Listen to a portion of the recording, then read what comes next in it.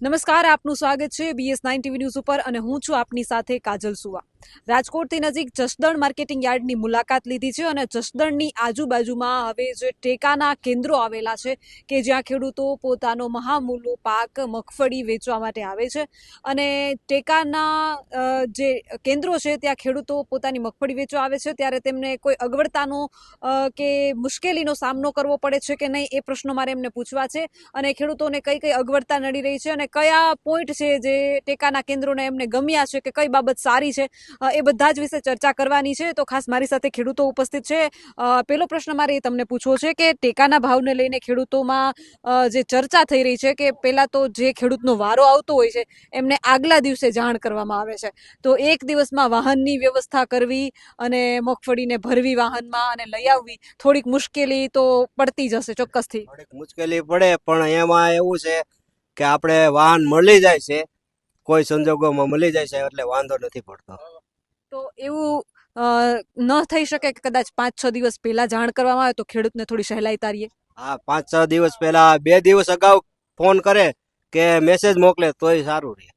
અને મેસેજ મોકલીને જે જાણ કરવામાં આવે છે તો બધા ખેડૂતો શિક્ષિત નથી હોતા, મેસેજમાં ખબર ન પણ પડે અને મેસેજ ક્યારેક જાણ બહારથી એ નીકળી જાય તો ફોનની કે એવી સુવિધાઓ આપવામાં આવે છે સુવિધાઓ. 15 દિવસની અંદર લઈને આપણે મગફળી અહીંયા આવી શકીએ છીએ, બરાબર છે.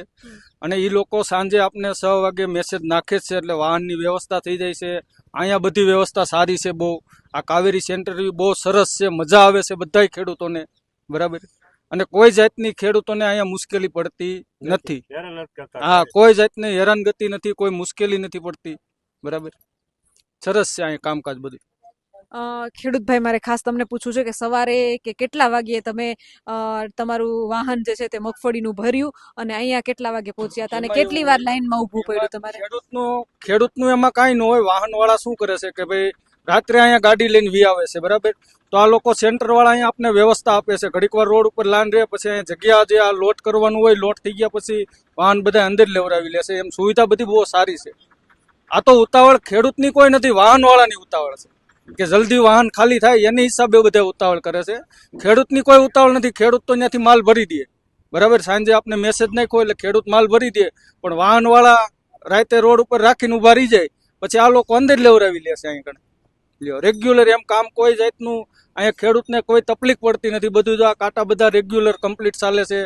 કોઈ ખેડૂત હેરાન નથી થતા, કોઈ મુશ્કેલી નથી પડતી. ગમે ત્યારે જો અત્યારે મગફળી ભરીને વાહન આવ્યું છે તો હમણાં કલાકની અંદર લેવડાવી લેશે, કેમ કે અહીંયા વાહન પડ્યા હોય આ બધું જોખાઈ જાય, પછી બીજું વાહન અંદર આવે નકર અહીં ટ્રાફિક થાય એની હિસાબે. બાકી કોઈ વાત તકલીફ પડતી છે નહીં. કોઈ 1 રૂપિયો દેવાનો નથી.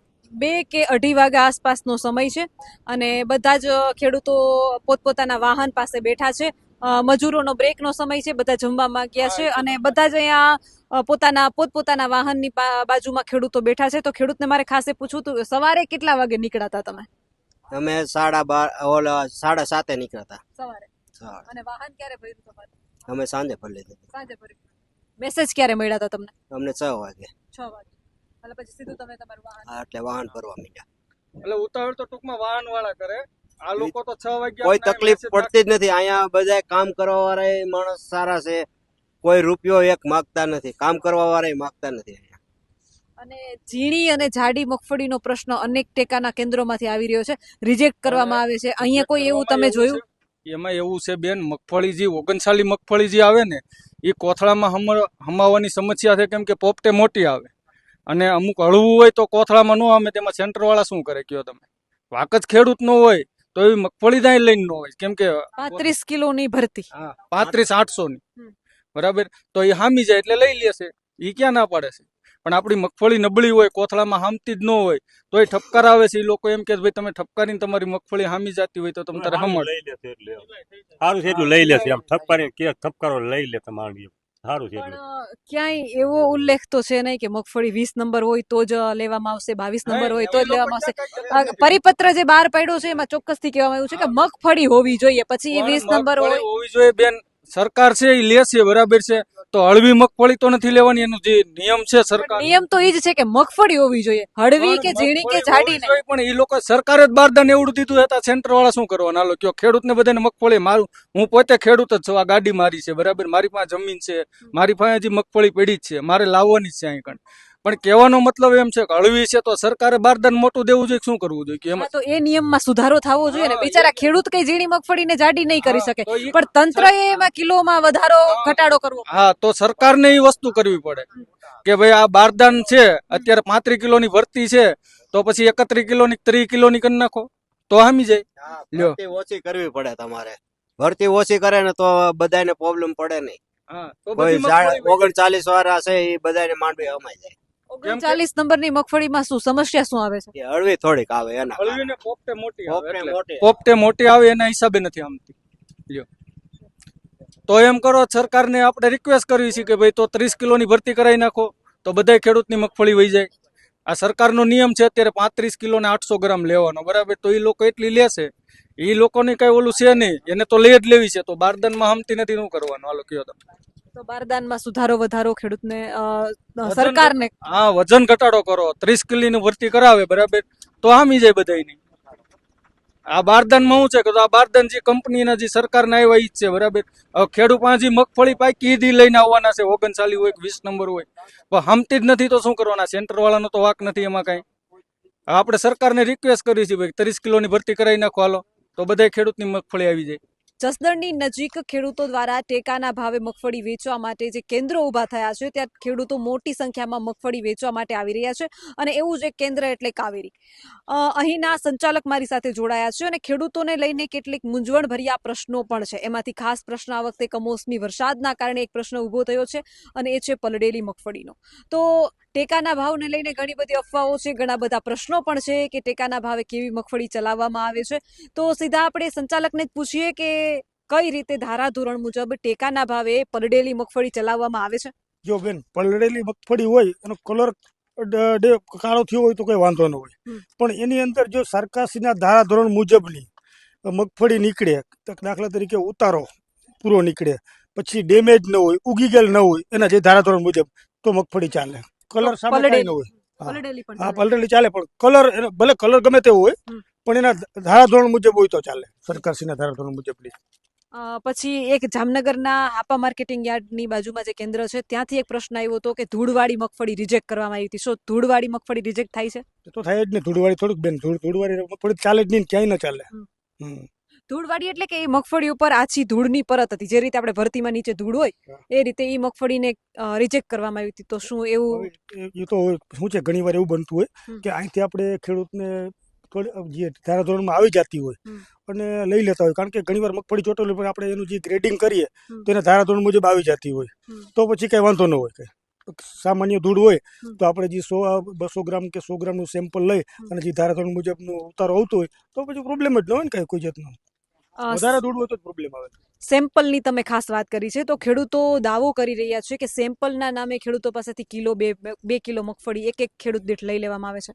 એ મારે નથી કેવું, બધા ખેડૂતોને પૂછી લ્યો કેટલી લઈ છે. 200 ગ્રામ જ લઈ, બરાબર, અને 200 ગ્રામ એની સામે ખોલવાની હોય, ખોલી અને જે નીકળે એ પ્રમાણે ધારાધોરણ પાસ થાય તો પાસ કરવાની, ના પાસ થાય તો ના પાસ કરવાની. અને પછી 200 ગ્રામ મગફળી જે ફોલવામાં આવી હોય એના દાણા સંચાલકો રાખે છે કે ખેડૂતને પાછા આપી દે? ખેડૂતો મૂકીને જ વહી જાય છે, કોઈ લઈને જ જતા. બરાબર. અને એક ખેડૂતનો જ દાવો છે, સોયાબીનની જે રીતે વીછે આજુબાજુ કોઈ કેન્દ્રમાં સોયાબીન 2 કિલો સેમ્પલમાં લઈ લેવામાં આવે છે. એક દિવસના 35 મણ જેટલા સોયાબીન ખાલી સેમ્પલમાં વયા જાય છે. બેન, બીજાની તો મને ખ્યાલ ન હોય ને કઈ, બરાબર, બીજા શું કરતા હોય. આ તમારું કાવેરી કેન્દ્ર છે, ત્યાં આવું થાય છે? ન થાય જ નહીં, ક્યારેય ન થાય. કારણ કે અમે બેન વર્ષોથી અમારા ખેડૂતોમાં એવી લોકચાહના છે કે ખેડૂતો હે ને અમને સામેથી ફોન કરીને કહેતા હોય કે સાહેબ તમારી ભલામણ કરી, અને કોઈ પણ ખેડૂતને તમે ગમે ત્યાં રેન્ડમલી પૂછી લ્યો. બરાબર. અને ખાસ મારે એ જાણવું છે, એક એ પણ પ્રશ્ન છે કે ખેડૂતોને આગલા દિવસે જાણ કરવામાં આવે છે કે ગઈકાલે તમારો વારો છે, તમારે ટેકાના ભાવે મગફળી લઈને આવવાની છે. તો શું આ યોગ્ય છે? કારણ કે ખેડૂતને એક દિવસમાં વાહનનું મેનેજમેન્ટ કરવું પડે, મગફળી વાહનમાં ભરવી પડે અને અહીંયા સુધી પહોંચાડવી પડે. અને અહીંયા આપણે જાણીએ કે એક દિવસમાં 300 કે 400 ખેડૂતના વારા આવે તો લાઈનોમાં ઊભવું પડે, એટલે રાતથી જ તૈયારી કરવી પડે. તો એવું ન બની શકે કે 6-7 દિવસ પહેલા કદાચ જાણ કરવામાં આવે તો ખેડૂતને થોડું સરળ રહે. સરકારશ્રીના નિયમ મુજબ 15 દિવસ જે તમારો મેસેજ પડ્યા પછી 15 દિવસ સુધી તમે ખેડૂત મગફળી લઈને આવી શકે. પછી પછીના દિવસોમાં બિલ ન બને. એટલે ખેડૂતો અને વસ્તુ એવી બને છે, આ તમે કહો ને એ શક્ય નથી. કારણ કે જો મેસેજ નાખીને બધા ખેડૂત ભણેલ ન હોય, મેસેજ જોઈ અને પછી જ એ લોકો આવે. ઘણીવાર મેસેજમાં શું છે કે એ લોકો વાંચે, ખબર ન પડે, બરાબર, એટલે આ પ્રોબ્લેમ થાય. એટલે આપણે 5 દિવસ પછીની તારીખ નાખી હોય તો પણ એ આવી જાય આગલે બીજે દિવસે, બરાબર. તો ખેડૂતને જાણ મેસેજના માધ્યમથી કરો છો કે ફોનના માધ્યમથી? મેસેજના માધ્યમથી. ખેડૂત તો અભણ હોય. અભણ હોય ને, પણ મેસેજ આવે એટલે ખ્યાલ જ હોય. આમ તો રાહ જોઈને બેઠા હોય, પણ ઓલું મેસેજ ડિટેલ ના વાંચતા હોય. શું કામે? કારણ કે એને એમ કે આપણો વારો આવી ગયો. હવે તારીખ તમે વાંચીએ, દાખલા તરીકે 5 દિવસ તમે કહો 7 દિવસ કે 5 દિવસ પછી આવવાનું, બરાબર, તો એ તારીખ ન વાંચે અને આવી જાય. કદાચ ફોનની સુવિધા રાખવામાં આવે તો સહેલું પડે કે નહીં અભણ ખેડૂત હોય એના માટે? એ સહેલું તો પડે, બરાબર છે, પણ એ શક્ય નથી. કારણ કે સાંજે તમે ઘણા ફોન લાગતા ન હોય, વાતચીત થતી ન હોય, સમજે સામે ખેડૂતને ઘણીવાર ગામડામાં નેટવર્કનો પ્રોબ્લેમ પણ રહેતો હોય છે. એટલે પછી ઘણીવાર એમ થાય કે ઇસ્યુ બને કે ભાઈ મને ફોન આવ્યો નથી ને આમ છે ને તેમ છે ને. એટલે અમે ફોન કરતા જ નથી, અમે મેસેજ નાખતા નથી. અમે અહીંથી ખાલી દાખલા તરીકે કાલે 400 ખેડૂત બોલાવવા છે, તમે ખાલી 400નો આંકડો નાખી દે એટલે જે 400 એના પછીના જે હોય તેને ઓટોમેટિક મેસેજ હોઈ જાય, પછી જ લિસ્ટ બહાર પડે. ભાઈ એક દિવસમાં આશરે કેટલા ખેડૂતોની જણસી જોખાય છે? અમે અહીં 400 થી 500 ખેડૂતોની ચોકસી છે. અને જે 7 દિવસનો નિયમ છે નાણાં ચૂકવણીનો, કેટલા દિવસમાં નાણાં ચૂકવાય છે? નાણાંમાં તો એવું છે કે 7 દિવસમાં સરકારશ્રી સાચી છે, પણ અમે જ્યારે દાખલા તરીકે આ માલ લાવીથી ભરાણો, પછી એને ટેગ લાગે, પછી ગોડાઉને માલ જાય, પછી એ લોકોને રસીદ આપે, એ રસીદ અપલોડ કરીએ ને પછી 7 દિવસમાં આવી છે પેમેન્ટ. એટલે તમારા મુજબ આ બધી પ્રક્રિયામાં કેટલો ટાઈમ લાગતો હશે? અઠવાડિયામાં થઈ જાય, આરામથી થઈ જાય. પણ શરૂઆત હતી થોડાક ગોડાઉનનું મેપિંગના હિસાબે, એટલે શરૂઆતમાં થોડાક દિવસ પ્રોબ્લેમ થયો, પણ હવે બધું રેગ્યુલર થઈ ગયું. અત્યારે 22 તારીખના પેમેન્ટ પડી ગયા છે, બરાબર.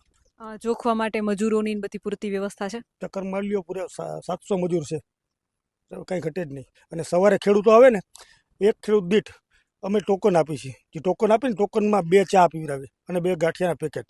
રાતનો ખેડૂત આવ્યો હોય, હેરાન થતો હોય તો સવારે નાસ્તાની વ્યવસ્થા પણ અમે રાખીએ છીએ ફ્રી ઓફમાં. તમારા એક જ કેન્દ્રમાં છે કે બધા કેન્દ્રોમાં સુવિધા છે? મને ખ્યાલ નથી બેન, મારા કેન્દ્રમાં હું રાખું છું અને વર્ષોથી રાખું, આજ નહીં વર્ષોથી રાખું છું. તમારું નામ શું છે? અનિલ સુતરિયા. જી અનિલભાઈ, BS9 સાથે જોડાવા બદલ આપનો ખૂબ ખૂબ આભાર. કેમેરામેન પ્રદીપ પાઠક સાથે હું કાજલ સુવા, BS9 TV ન્યૂઝ, જસદણ.